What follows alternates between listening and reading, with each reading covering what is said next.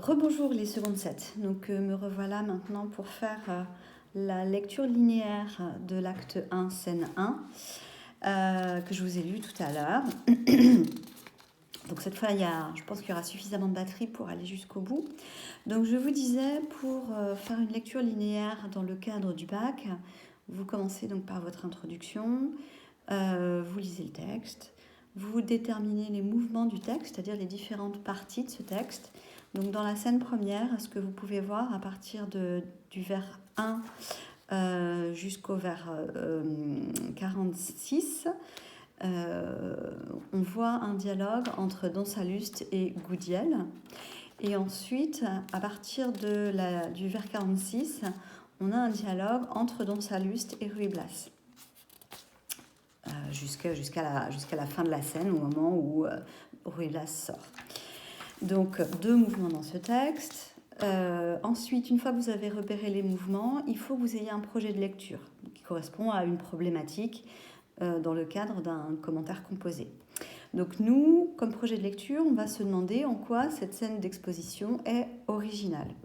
Normalement, une scène d'exposition au théâtre est censée apporter des éléments d'information pour que le lecteur ou le spectateur comprenne qui sont les personnages, quelle est l'histoire, quelle va être l'intrigue. On va voir qu'ici, d'une certaine manière, c'est le cas. Cette scène d'exposition, elle remplit ses fonctions traditionnelles, mais elle est aussi originale parce qu'elle va présenter le personnage principal comme finalement un personnage secondaire, comme un domestique à qui l'on ne fait que donner des ordres et qui ne répond rien, donc a priori un personnage sans importance. Donc quand on fait une lecture linéaire, on va travailler sur presque ligne par ligne, c'est ça ce que ça veut dire linéaire, vers par vers en l'occurrence, puisqu'il s'agit d'alexandrin. Je vous rappelle surtout que lors de votre lecture, vous devez être vigilant à respecter les 12 syllabes de l'alexandrin, sinon on vous en voudra et vous ne pourrez pas avoir les 2 points qui sont attribués à la lecture dans le cadre de l'optique du bac. Donc, moi, je vais procéder vers par vers ou quasiment, et je vous dirai à chaque fois à peu près où j'en suis pour que vous ne soyez pas perdus. Néanmoins, il faut absolument que vous ayez le texte sous les yeux. Si vous n'avez pas le texte sous les yeux, vous faites pause, vous allez le chercher. Donc, la première réplique est celle de Don Salluste. Ça n'a rien de très étonnant dans la mesure où, on l'avait dit, l'acte premier, c'est celui qui lui est dédié, celui qui prend le titre de ce personnage. Donc c'est le premier à parler et on le voit d'emblée, il annonce le nom du personnage qui sera le personnage principal, Ruy Blas, en lui donnant un ordre, ou plutôt 2 d'ailleurs, puisque vous avez 2 verbes à l'impératif, fermez la porte, ouvrez cette fenêtre. La fermeture de la porte, c'est un signal pour dire que la conversation va avoir lieu dans l'intimité, que ça instaure déjà finalement quelque part une atmosphère de mystère, de secret. Ensuite, vous avez donc la didascalie qui montre que Ruy Blas obéit, autrement dit, il est dans son rôle de domestique. Il sort par la porte du fond, Don Salluste n'a même pas besoin de lui dire de sortir, il lui fait simplement un signe. Et Don Salluste va à la fenêtre pour voir ce qui se passe dehors et fait le constat très simple, ils dorment encore tous ici, le jour va naître. Donc, ce qui nous indique que nous sommes au début d'une journée, très tôt a priori. C'est comme dans une tragédie classique, puisque dans la tragédie classique, normalement, tout est censé se passer, toute l'action des 5 actes est censée se passer en 24 heures. On va voir que ce n'est pas ici le cas dans la pièce de Ruy Blas, qui se déroule en fait sur plusieurs mois.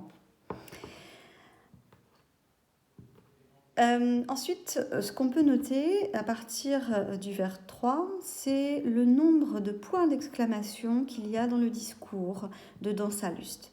Don Salluste, c'est un personnage qui est impulsif, qui est caractériel, qui se met facilement en colère, qui va vouloir la vengeance. Donc, coup de foudre le A, coup de foudre, Goudiel, A, tout perdre en un jour, chose à mon âge, sotte et folle, j'en conviens, avec une suivante fille de rien, séduite beau malheur, on m'exile, etc. Donc énormément de phrases exclamatives qui vont mettre en valeur la force, la puissance des sentiments de Don Salluste, sa colère et son désir de vengeance. Il commence par rappeler tout ce qu'il a été, hein, puisque il dit mon règne est passé. Donc on a ici du passé composé, ce qui montre qu'effectivement la domination de Don Salluste fait partie du passé d'ores et déjà. Et on a ensuite, donc on voit bien l'adresse à Goudiel, à partir au vers 4. Et ensuite, on a une accumulation avec renvoyé, disgracié, chassé, où on voit une espèce d'hyperbole qui met en scène cette déchéance de Don Salluste. Ce qu'on remarque également, vers 5, c'est le tout perdre en un jour. On voit bien qu'il y a une opposition, hein. La roue de la fortune en quelque sorte a tourné. Don Salluste qui était tout en haut se retrouve tout d'un coup tout en bas.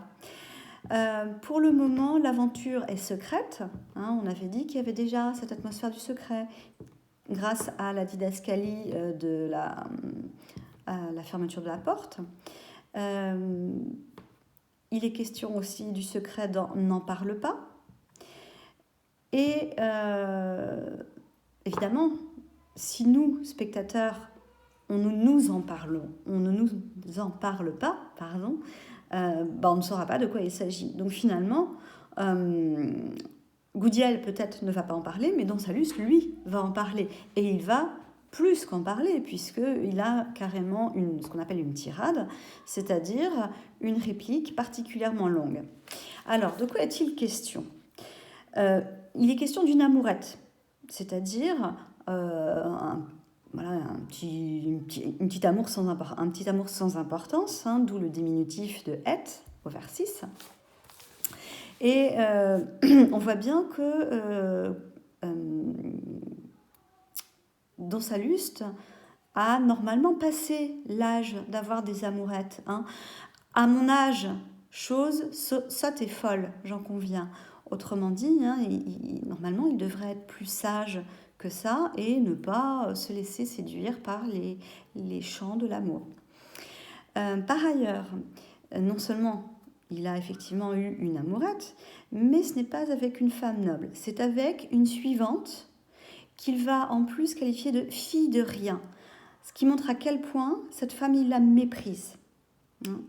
Là, on voit aussi au vers 9 qu'il la méprise avec la donzelle, hein, qui est un terme péjoratif pour désigner cette suivante.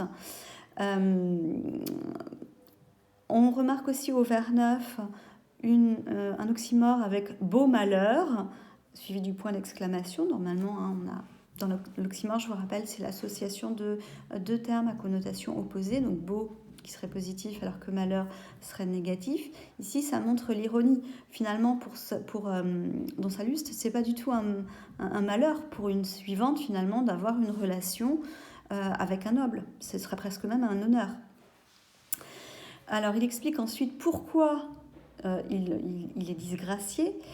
Parce que, au vers 9, la donzelle est à la reine. Autrement dit, que cette femme, c'est une suivante. Hein, et que c'est une suivante qui lui est d'autant plus proche que c'est une suivante qui l'a accompagnée en Espagne depuis Neubourg, puisque la reine est d'origine bavaroise.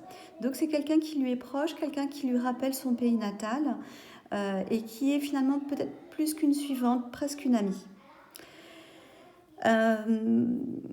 Au vers 11, encore une manière de désigner de manière péjorative la suivante, cette créature, hein, donc vraiment méprisant, a pleuré contre moi, elle s'est plainte, elle a osé se plaindre. Et elle a traîné son enfant, là encore un verbe péjoratif, hein, elle a traîné son enfant dans les chambres du roi, et la conséquence, puisque Don Salluste a fait un enfant à cette suivante, c'est que normalement, il devrait l'épouser pour réparer la faute.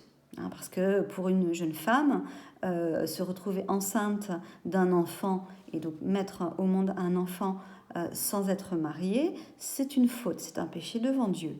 Donc pour réparer ce péché, normalement, Don Salluste devrait épouser la suivante de la reine d'Espagne. Sauf que, comme elle est d'une origine inférieure, puisque c'est une domestique, Don Salluste va refuser. Et il l'exprime dans une phrase extrêmement courte, hein, « Je refuse », au vers 13. Et comme il s'oppose donc à la volonté du roi, eh bien, il est exilé. Cet exil, il le ressent de manière particulièrement violente. Il répète « On m'exile » au vers 13, puis au début du vers 14. Ce « on », pour l'instant, étant véritablement, finalement, inconnu. Hein. On a un pronom indéfini qui donc montre que le « on », pour l'instant, n'est pas identifié. Il va l'être bientôt.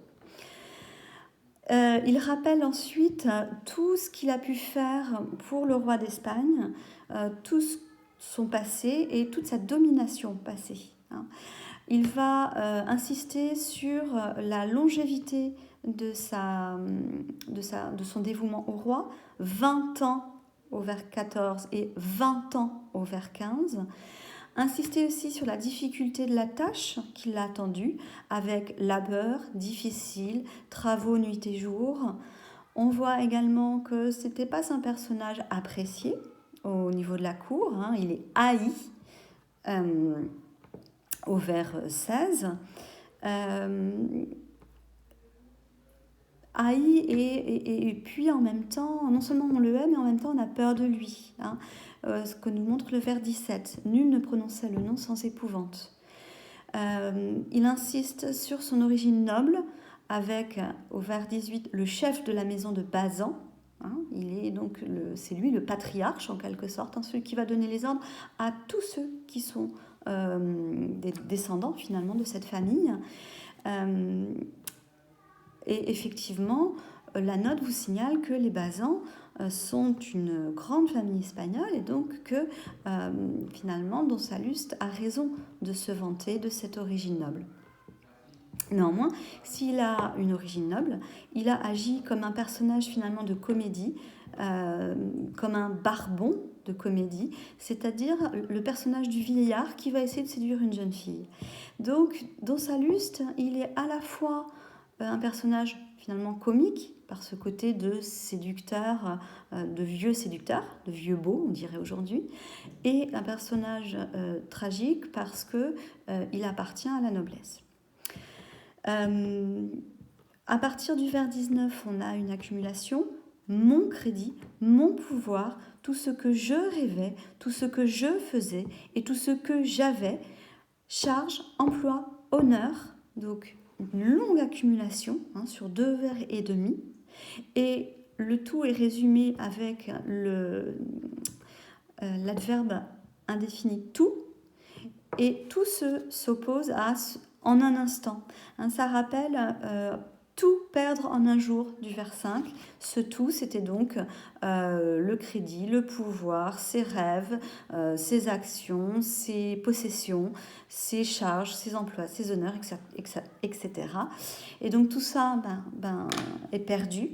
Et il s'imagine déjà les moqueries qui pourraient s'attirer cette disgrâce, puisqu'on l'a dit, il était à la fois haï et craint, et donc effectivement cette disgrâce pourrait entraîner des moqueries au milieu des éclats de rire de la foule. C'est d'autant plus humiliant pour lui que c'est la foule, c'est-à-dire le peuple qui rit, et pas les nobles, même si sous-entendu les nobles aussi vont rire. Alors ensuite, la remarque de Goudiel au vers 23 nous signale que pour l'instant, on est dans le secret. Nul ne le sait encore. Monseigneur. Le Monseigneur, qui lui permet de s'adresser à Don Salluste, est un signal de respect et montre que Goudiel lui est inférieur, même s'il n'en demeure pas moins que Goudiel est lui aussi un noble. Don Salluste répond très rapidement. Pour l'instant, effectivement, nul ne le sait, mais demain, c'est-à-dire en fait finalement le jour même, presque le jour même, tout le monde va le savoir. On le saura, tout le monde. À partir de là, de toute façon, la décision de Don Salluste est prise. Il va rentrer dans ses terres. Il ne veut pas que sa chute... il ne veut pas finalement être le témoin de cette chute. Il veut avoir disparu avant que la nouvelle en parvienne aux oreilles des autres. C'est pour ça que je ne veux pas tomber. Non, je veux disparaître. Ensuite, on a une petite didascalie. Il déboutonne violemment son pourpoint. Alors ça, son pourpoint, c'est une veste. Et là, c'est une référence au corps et à sa difficulté de respirer. Tu m'agrafes comme on agrafe un prêtre, j'étouffe. C'est une réflexion, une référence au corps qui normalement n'a pas du tout sa place dans la tragédie. Dans la tragédie, le corps est inexistant. Seul l'esprit, l'âme, les paroles existent. Le corps, lui, semble être complètement absent. Et cette remarque a été beaucoup critiquée finalement parce que justement c'était une loi finalement de la tragédie qui était enfreinte par Victor Hugo. Ensuite, on a une didascalie qui nous signale que Don Salluste change de position, donc il va s'asseoir. Goudiel, lui, restant debout, donc ce qui est une marque de respect. Et ensuite, on a, à partir du vers 28, toujours dans le domaine du secret, l'idée d'une vengeance qui va se construire. Une sape, c'est un terme militaire pour désigner une fosse qu'on va creuser sous un édifice pour qu'il s'écroule. Et donc, c'est un piège. Et ce piège, il va être tendu à un personnage en particulier. Remarquez bien les adjectifs, l'accumulation d'adjectifs qui insistent sur le mystère, profonde, obscure et souterraine. Et il reprend avec simplement l'adjectif chasser pour rappeler pourquoi il va agir ainsi. Goudiel va lui poser une question que se pose aussi le spectateur. Il ne faut pas oublier que la scène d'exposition est là pour répondre aux interrogations du spectateur. Donc pourquoi est-ce que qui a fait en sorte que finalement Don Salluste soit chassé de la cour? Et cette question que pose Goudiel au vers 30, d'où vient le coup, monseigneur? C'est la question que se pose le spectateur. Et la réponse arrive, toujours au vers 30. Vous remarquerez d'ailleurs que ce vers 30, il est scindé en 3. Il y a chasser, chasser, 2 syllabes. D'où vient le coup, monseigneur? 7 syllabes. De la reine, 3 syllabes. Donc on a bien un alexandrin, mais qui est séparé en 3 parties.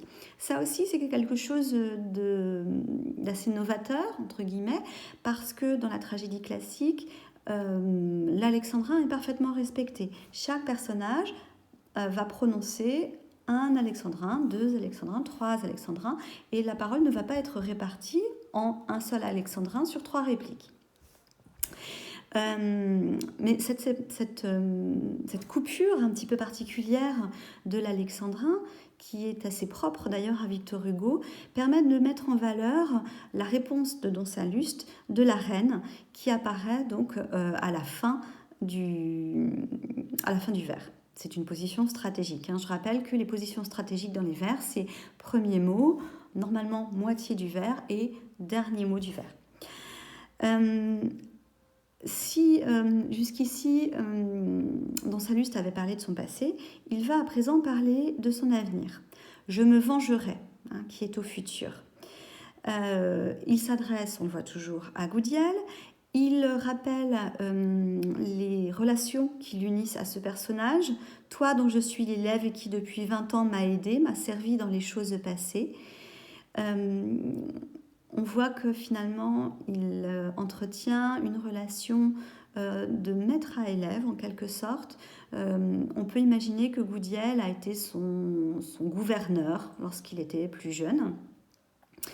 Donc, à la fois son gouverneur, donc il l'a aidé comme un ami, qu'il l'a servi comme un domestique, et qui le connaît extrêmement bien, puisque comme il le dit au vers 34, « Tu sais bien jusqu'où vont dans l'ombre mes pensées, comme un bon architecte au coup d'œil exercé connaît la profondeur du puits qu'il a creusé. » Finalement, ce caractère secret, cette volonté de vengeance, finalement, c'est l'œuvre même de Goudiel, parce que lui a été gouverneur de Don Salluste, et en quelque sorte, Don Salluste va se dédouaner du fait d'être un méchant homme, un traître à sa nation, en expliquant que finalement, s'il est comme ça, c'est parce que Goudiel l'a élevé comme ça.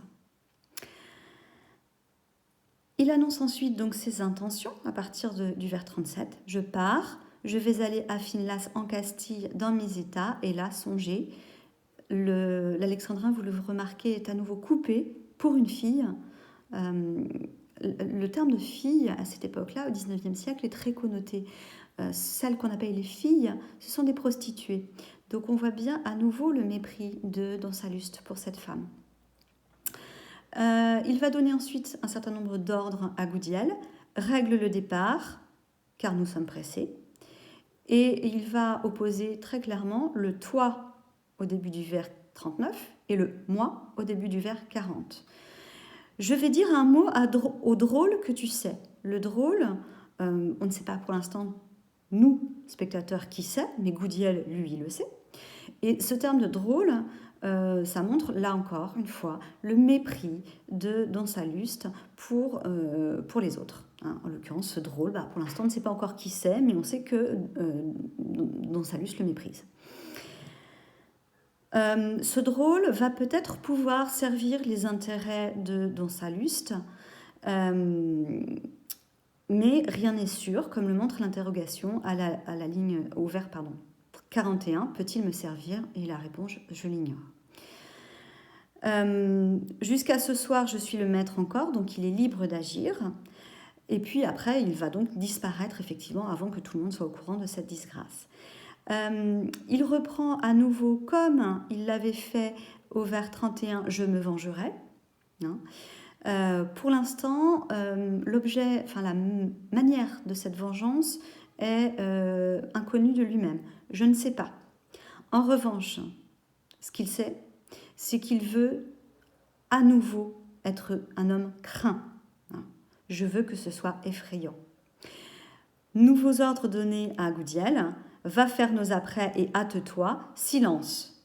Tu pars avec moi, va. » Et donc, à partir de là, on va avoir Goudiel donc, qui va sortir, comme nous l'indique la didascalie, et le deuxième mouvement du texte va commencer avec Ruy Blas qui va revenir sur l'ordre de Don Salluste. On remarque le respect de Ruy Blas vis-à-vis de son maître, qui est encore supérieur au respect de Goudiel. Goudiel appelait Don Salluste « Monseigneur ».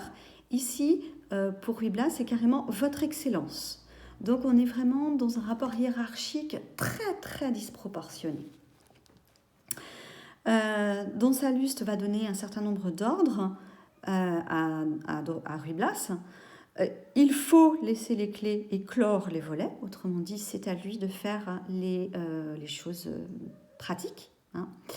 Ruy Blas s'incline, comme l'indique la didascalie, pour montrer son respect. Ce qui est plus étonnant, c'est le fait que Don Salluste vous voit, Ruy Blas. Autant il tutoyait Goudiel, tu m'entends, toi, tu sais, etc., ce qui montrait une certaine forme de familiarité. Autant ici, Don Salluste vous voit, Ruy Blas, qui est assez étonnant parce que d'habitude, les maîtres ne vous voient pas leurs domestiques.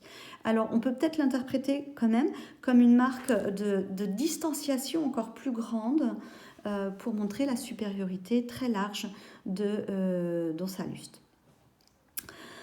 Don Salluste toujours donne des ordres. Écoutez, je vous prie, Ruy Blas, soyez là.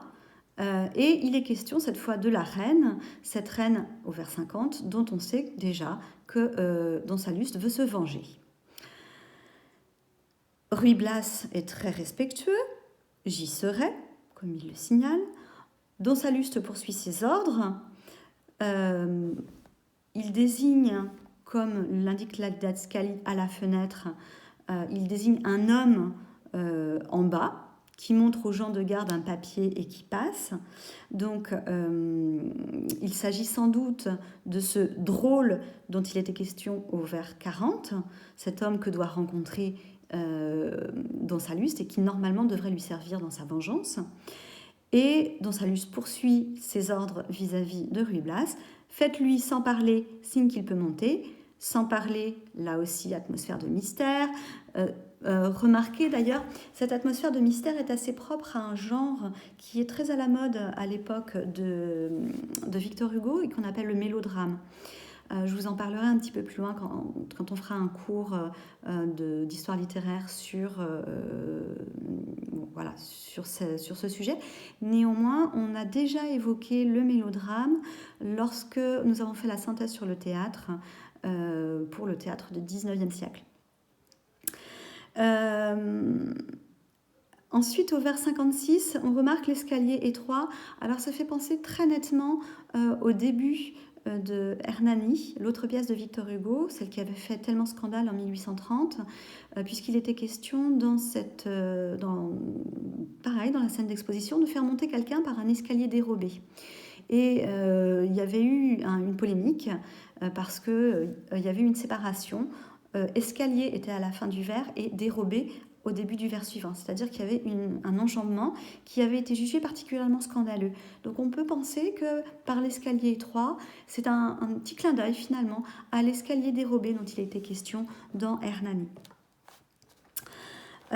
Ensuite, donc Ruy Blas, comme le signale à nouveau la didascalie, obéit. Don Salluste continue avec les ordres. Voyez donc si les 3 alguazils de service sont éveillés. Les alguazils, ce sont des policiers, en quelque sorte. Ruy Blas a à nouveau obéi. Il va à la porte. Seigneur, ils dorment.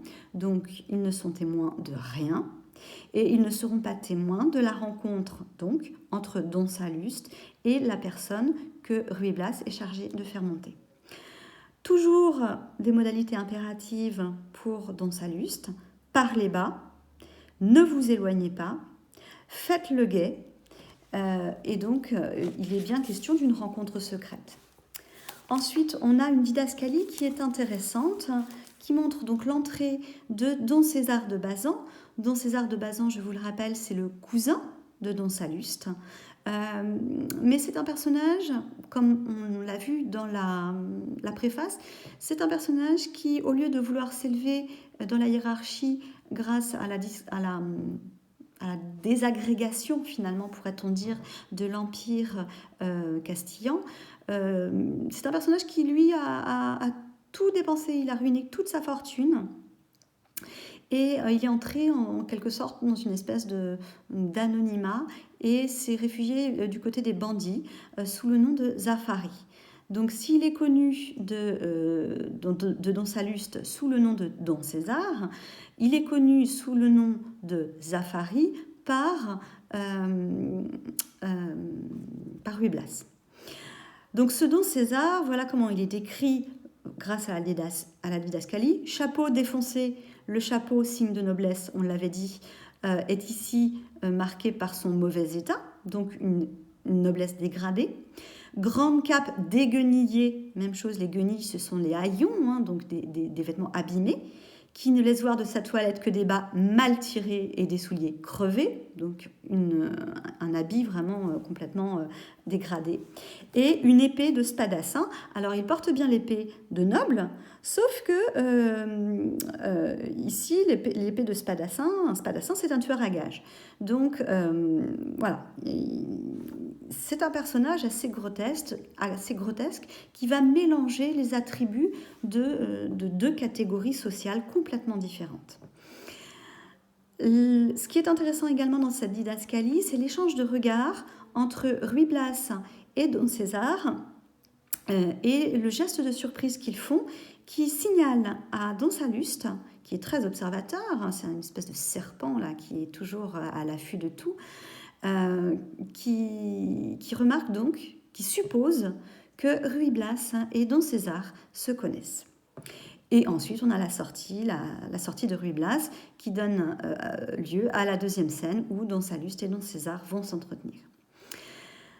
Une fois que vous avez fait cette analyse linéaire, comme je viens de le faire, si vous étiez à l'oral du bac, il faudrait conclure.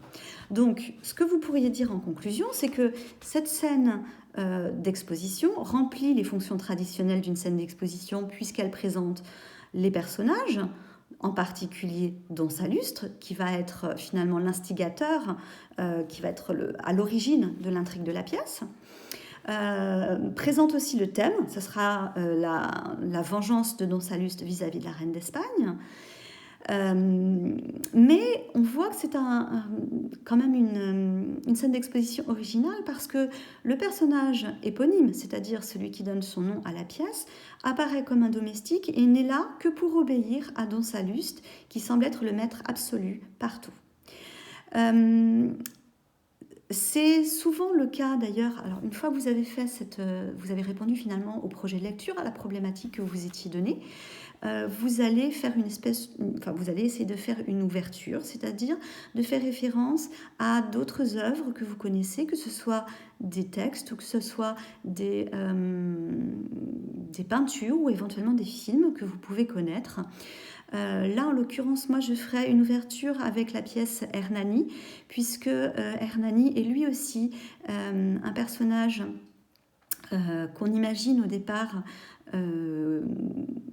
comme un personnage, disons, de marginal, qui n'appartiendrait pas à la noblesse, même si on découvre à la fin qu'il appartient quand même à la noblesse, contrairement à Ruy Blas qui, lui, est bien du peuple.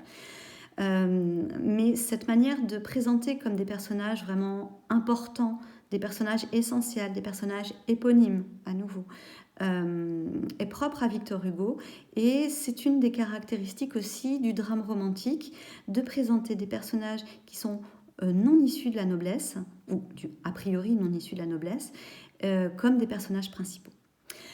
Voilà, donc voilà, un exemple d'analyse linéaire. Je vais vous demander de poursuivre, alors soit la lecture si vous vous en sentez capable, soit si vous le souhaitez, vous pouvez aussi regarder sur YouTube.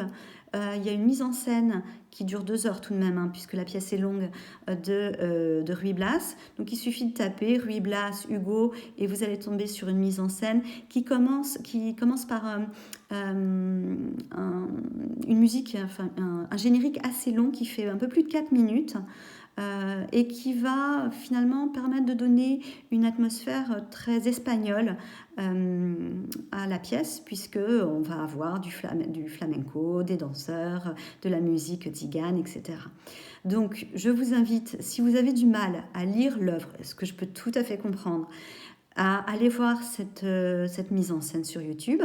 Vous essayez de regarder tout ce qui correspond à l'acte 1 et je reviendrai après vers vous pour travailler un petit peu sur l'acte 2 et nous ferons un commentaire composé, je vous enverrai un commentaire composé sur l'acte 3 en vous montrant comment on peut passer d'une analyse linéaire, comme à l'oral, à un commentaire composé, ce que vous aurez à faire vous en 4 heures l'année prochaine dans l'optique de l'écrit du bac. Bien écoutez, je vous souhaite un bon week-end, on ne se retrouvera pas avant lundi. Je vous rappelle que vous avez du travail à m'envoyer, ne l'oubliez surtout pas parce qu'à partir d'aujourd'hui vous avez des pénalités de retard et si je n'ai rien avant la fin du week-end, ça sera 0. Je vous rappelle qu'il s'agit de l'écrit d'appropriation sur l'île des esclaves. Je vous souhaite un bon week-end, au revoir.